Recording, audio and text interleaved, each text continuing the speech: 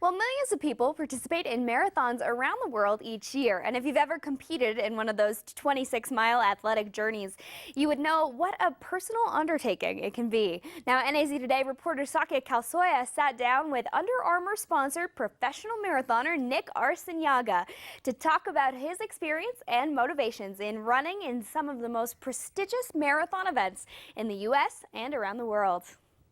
After the tragic event that took place at the finish line of the Boston Marathon in April 2013, Flagstaff's own pro marathon runner Nick Arciniaga felt the need to be part of Boston's healing and show of community resilience in the city's past two marathon events, and has no intention of stopping. After the bombings a couple years ago, I wanted to go back to Boston Marathon just to go out there and kind of show support for Boston as the community and the running culture out there.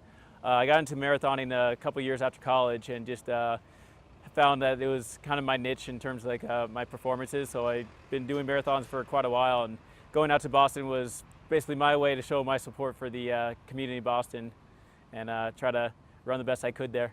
Boston this back in April was my 17th marathon, so I've done them all over the country, a couple international races as well, and some of the bigger ones were LA Marathon, New York Marathon, Houston, and Boston. Running in a marathon can be a difficult endeavor, but according to Nick, with enough preparation and confidence, it is a challenge that can be successfully met by the willing. A lot of the mindset comes from the training that I do day in and day out. I'm usually running twice a day, up to 26 miles per day, so just getting prepared for the full distance most of the 3 months leading into my big marathon. Leading into the race, the last few days, it's very nerve-wracking, just anxious and wanting to get myself to the start line and worried that I'm not going to be able to run as well as I hope to. But then once the race starts, everything just kind of washes away, and I just feel in my rhythm, and everything feels natural to me. For NAZ Today, I'm Saki Kalsoyas.